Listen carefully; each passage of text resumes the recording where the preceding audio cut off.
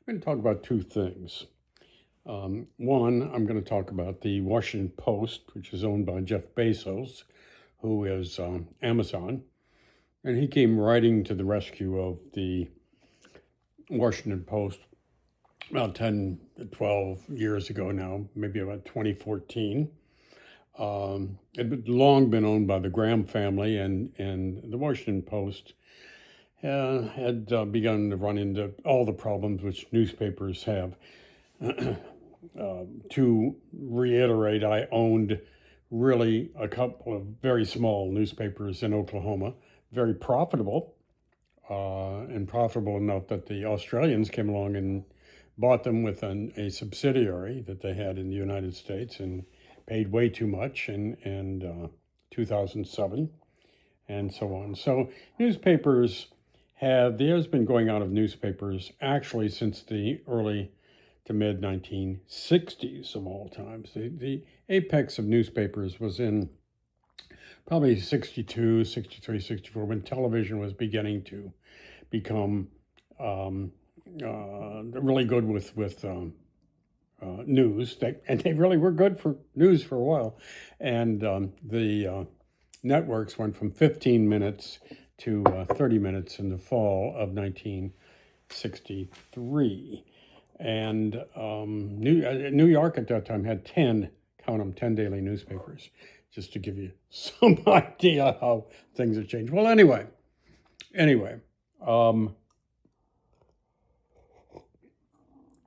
not a great time to be in the newspaper business after 9/11, 2001.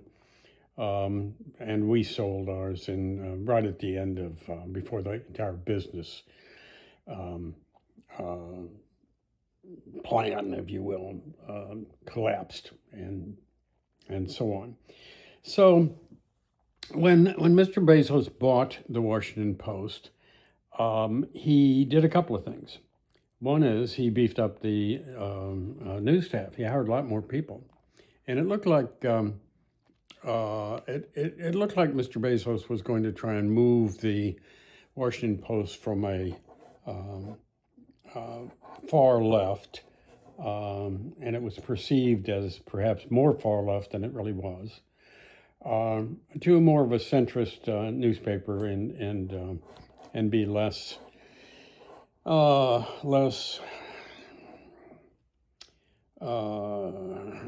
leftist and more of an inclusive newspaper again, which it had been.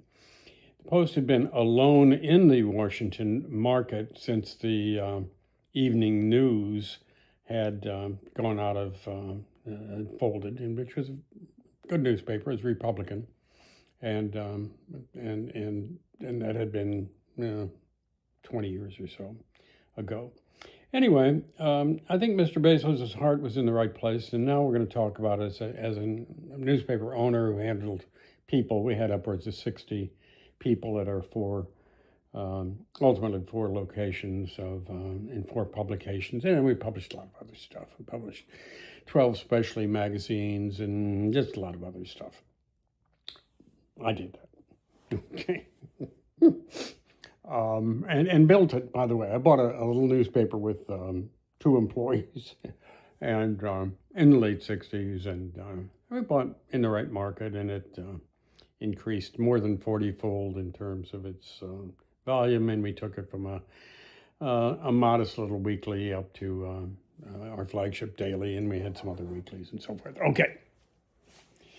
So I view it from, of course, the owner's standpoint.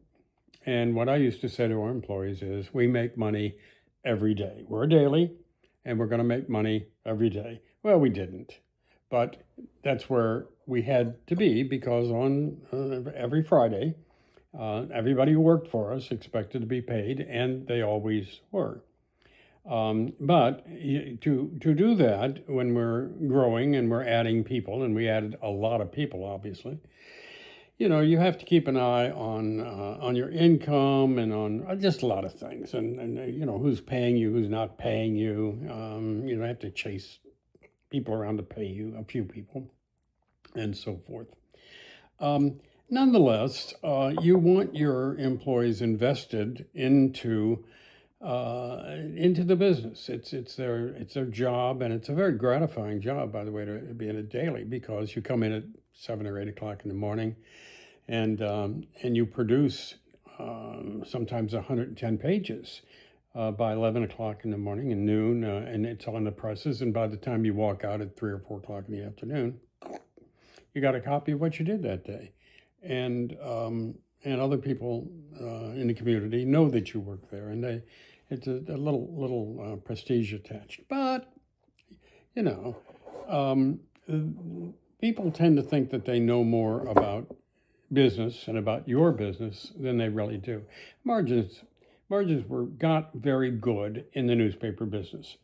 They got up to 40%, 30 to 40%. And I could decide whether this year I want to make 22%, or I'm going to make 40%, or whatever.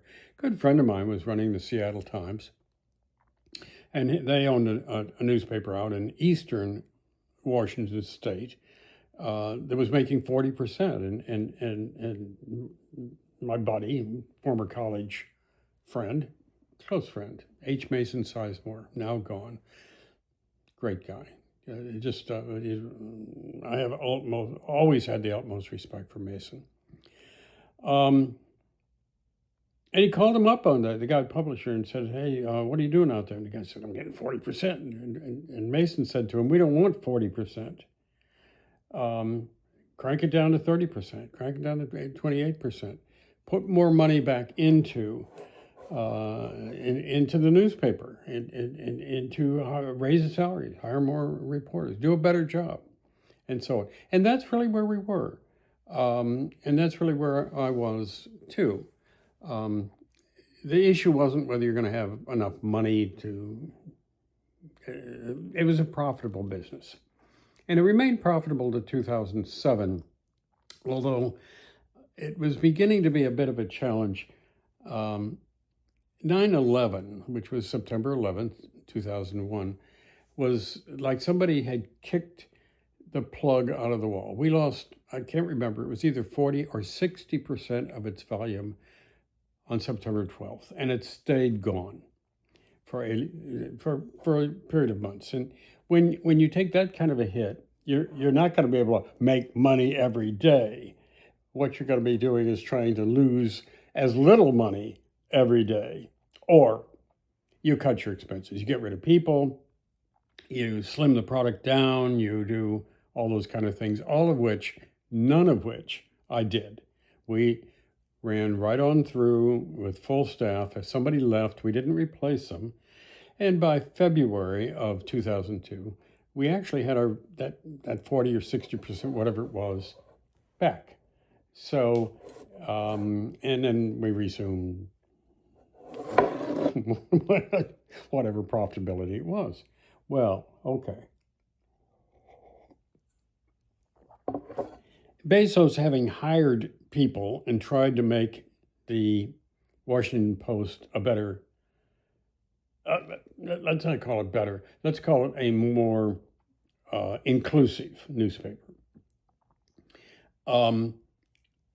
He tried several times, including bringing in a middle of the road publisher, and the staff rose up and they just ran him out. And so you had a feeling, standing apart from the Washington Post. Now, I don't know anybody at the Washington Post. I used to, but I don't anymore. And from the outside looking in, it looks like the employees think that they own the newspaper, and it's their newspaper. Well, in one sense, newspapers, I always said and always believed, belong to our community. And that relationship between the newspaper and what we print and the community was very important, and something which we were always careful about. And you can argue that the Washington Post, in the way it was edited and the way stuff was put in it, wasn't anymore. They have they serve Northern Virginia, and in the Washington, D.C. area, into Maryland, and it's a very liberal area. Um, a large component of African American. And so you see, and rightfully so, you see a lot of stories about the government and government operations, and you see a lot of stories about the different ethnic groups that are in the Washington area, as you should. But the staff,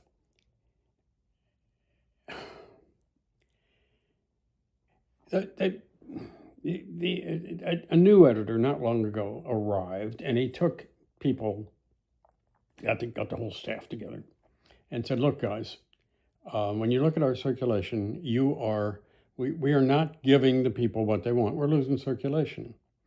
And by all accounts, when the Washington Post editorial board and newspaper wanted to endorse Kamala Harris in 2024 election, and Mr. Bezos said, no. And at that point, and so they didn't. And at that point, it is said, and whether it's true or not, whether they lost something, that they lost 250,000 subscribers, 250,000 subscribers. Well, that alone tells you how calcified the readers are and what they want to see, and if they don't, then they're, and this may be reflective of our times too. Either you agree with me or I'm done with you. Well, how you turn that ship, which Bezos bought from the Graham family, who'd owned it since the 1930s and run it very successfully and with a lot of respect. How you turn that ship, which when the Grahams got rid of it, it wasn't doing all that great. You hang on to businesses that are really profitable and you're doing great with. You see if you can shuffle off to somebody else, which they did. And so Bezos, in a lot of ways, is playing the game of musical chairs. There are fewer and fewer chairs and fewer opportunities to make newspapers work, and newspapers don't work anymore. There's no business plan for newspapers. It died in 2007, and I mean, even my Washington State, my Seattle Times, H. Mason Sizemore, we had dinner some years, a few years before he passed away. And he asked me if I still owned my newspapers. I said, no, I sold them. He said, smart guy. You got out. Everybody had to get out. Mason left the Seattle Times in around 2000, 2001.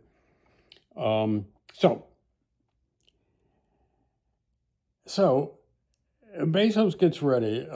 He goes into the newsroom. He gets rid of about a third of the people. And there's absolute mayhem. People are just going nuts about what Bezos has done. Well, the guy didn't have any choice. It's money losing 50, 100 million, whatever it is. And the staff, at least some of the reporters, then come on and they say, well, he's so rich, he should continue to. That business doesn't work that way. We're not the U.S. government. We're not the American Red Cross. We're not here to, we've got employees who expect to be paid regularly, and they get, understandably, you got to pay them, okay? And you got to pay your suppliers. You got to pay a lot. And if your product is not a product which is being embraced as widely as it has been, you got to do something, folks. You just got to, you got to make a decision. And that decision isn't to continue to lose money and lose money at a larger rate. Your decision is whether to shut it down or to slim it down and try and find a lower level of expenses and income which will make it profitable, which means the rest of the people who are working for you will continue to have a job. And your responsibility is to your employees. Maybe employees don't see it that way, but the reality is as an owner, you have a responsibility, and it's smart business too, to be, to embrace and take care of your employees as best you can. So, I mean, as we became more profitable, we bought more equipment, later equipment, and we raised salaries. And at a Christmas party one year, we do this lavish Christmas party where Santa Claus and every kid have family and bring your kids in and all that kind of business. And we would have a present for every kid and so on. And I remember looking around the room, and I didn't take a big role here. I just let people come, and others. I always bought them a big fat steak, I think 2-inch steaks and so forth. And I looked around the room, and there were well over 100 people there. And because you've got a wife, and you got the kids, and you got the employee, and maybe the wife works for you, and she's got 3 kids, and he brings her husband. And I thought, I'm over in the corner here, and I'm looking at this, and everybody's having a great time, and I'm thinking to myself, wow, you've got a big responsibility here. Every person in this room is depending upon you and your decisions to make this business continue to go and thrive and succeed, and so that they can feed their families, and they can get a new car every so often, and that they themselves can thrive. And I'm saying to myself, jeepers. People still say jeepers in those days. It comes down to me, and decisions that I have to make. And that's where Mr. Bezos is. In a sense, he's got a tiger by the tail. Can he make the Washington Post survive? I don't know. I don't know.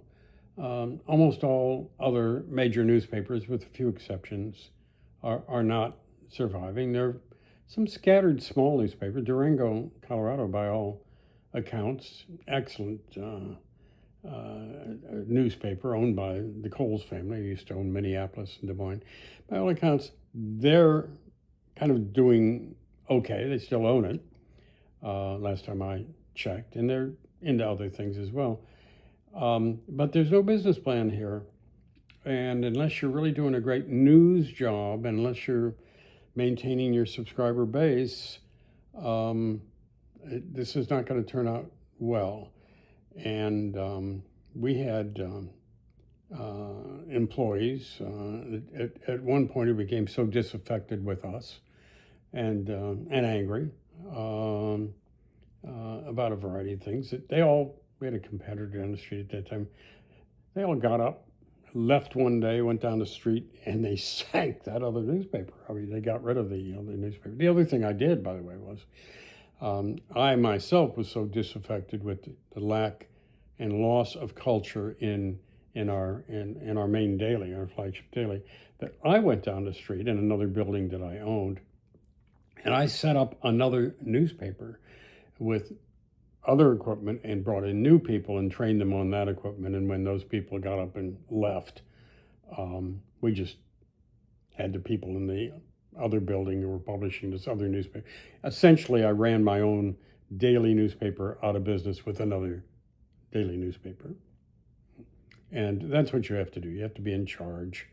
And folks have to come along with you and understand that they can look at it from a labor standpoint.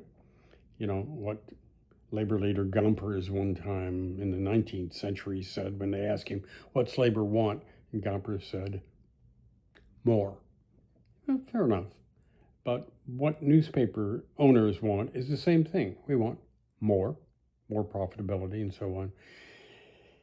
But you can only buy so many toys, so many big houses and big boats and if you're responsible, and I kind of like to think I was, I plowed it back into the business to the benefit of my employees. And At least that's what I tried to do.